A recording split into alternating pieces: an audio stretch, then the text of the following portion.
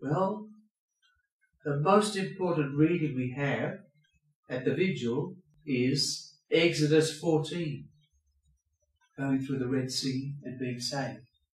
And even on Holy Thursday, the most important reading we have is Exodus 12, the Paschal Lamb. So they're fundamental images and stories which help us to understand what Easter is. We could say the same for baptism. We use water. How important is water from Exodus 14? And of course the Eucharist, that's the blood of the new covenant. There's a new relationship of God sealed every time we come to Mass. So we've got to look at the whole idea of covenant. Plus feeding, of course, in the wilderness. So we won't understand who we are until we really understand the book of Exodus and those first 15 chapters especially.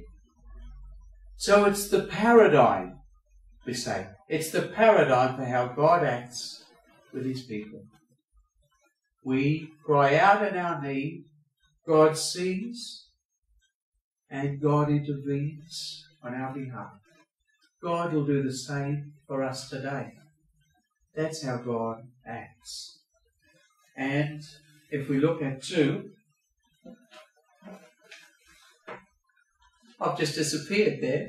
If we look at 2, some of the great books, like one of my favourite theologians is Gustavo Gutierrez. He is like the father of liberation theology, a most stunning individual. This book is called The God of Life. And where does he begin? With the book of Exodus. Because that tells us what God is like.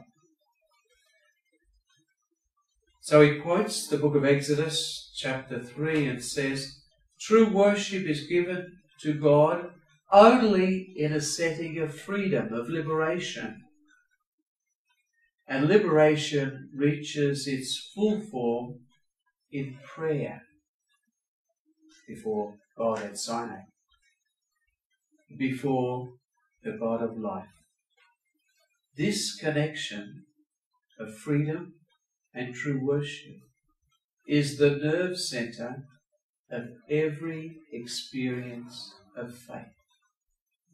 We have to be liberated, and our true liberation is in being before God. That's just one little example. Very beautiful. I threw it there. Right, so that's option for the poor. We believe that's our church today, option for the poor, and we believe that comes to us from the book of Exodus.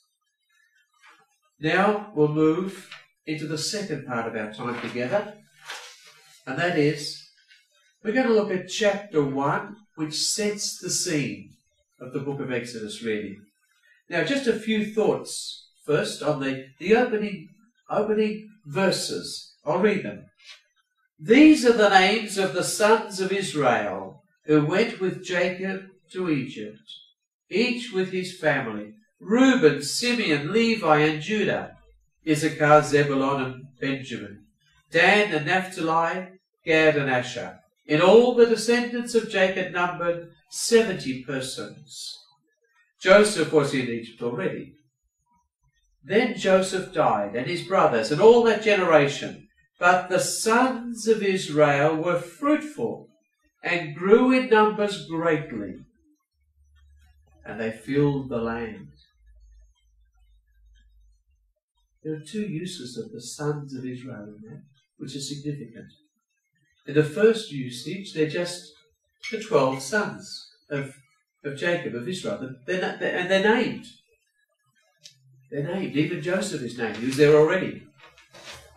Of course, you know that 6 of them were from his wife Leah, 2 of them were from his wife Rachel, 2 of them from his concubines, and the other 2 too were. But that doesn't matter. They're all the 12 of them, other sons. So a little bit here and there, which you wouldn't realise, but it's true. But then by verse 7, the sons of Israel is now used for thousands of people. The sons of Israel. So what, in those few little opening verses, our author has done is to say we're now in a different situation of the book of Genesis. We're now with a whole group of people, massive group of people, that are now in Egypt. They're the sons of Israel. Second thing, I could just add a little bit, and that's the fulfillment of the promises made to Abraham. They have filled the land now. Your descendants will be so numerous, and that's what's happened. Second thing to say is the word Hebrews. The word Hebrews. We really used to use the word Hebrews until the 17th century synonymously with Jews. We could say the Jewish people or the Hebrew people, the Jews or the Hebrews. We wouldn't anymore. We wouldn't use it like that. We might say the Hebrew scriptures, but we prefer to say Jewish now. So Hebrews is a funny word. We don't say the Hebrews anymore. What does it mean? Well, in the Old Testament and here in this book, it means Jewish people who are foreigners outside the Holy Land. So they're Jewish people, but they're living not in the Promised Land. And the other possible meaning is they're Jewish people, but they're slaves. That's who the Hebrews are. In the New Testament, it's changed slightly again, and it could be the name of the language Aramaic, or it could be for the Palestinian Jews. Look, I'm sorry about that. It's a bit of a... But just have the word Hebrews. So that's a bit on that opening thing. Second thing I'd like to say is, the whole chapter now tells us a story of oppression. And the language in Hebrew, I understand, is so strong. They are suffering terribly. A new king arises who doesn't know anything of Joseph. Now there's a lot of irony in this book, at the beginning of this book. For example, the irony is that he's the first person to call this group a people. He says,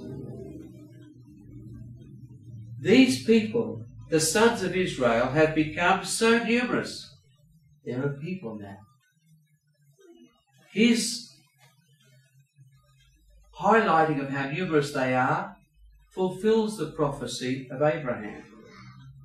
His policies, he's got these wonderful policies, but they're all going to turn against him. And it's strange that the storage cities, which are meant to protect life, are the very ones where life will be threatened. The Jewish lives will be threatened, and so on. So, there's a little bit of irony in the way this story is put together. Pharaoh is given no name. That's an insult, because they always named the Pharaoh Ramesses II, or Tutmosis II, or whoever. So there's a clear attempt in this to sort of be ironical and a little bit, it's a story like that. In fact, we'd say it's got folklore elements attached to it, this story. We have, for example, Pharaoh talking to the midwives. Pharaoh would never have talked like that, and never have approached the subjects and spoken to them like that. It's like fairy stories in a sense, a little bit that part of it. Also, it says the Hebrew women are strong, vigorous, they don't need midwives.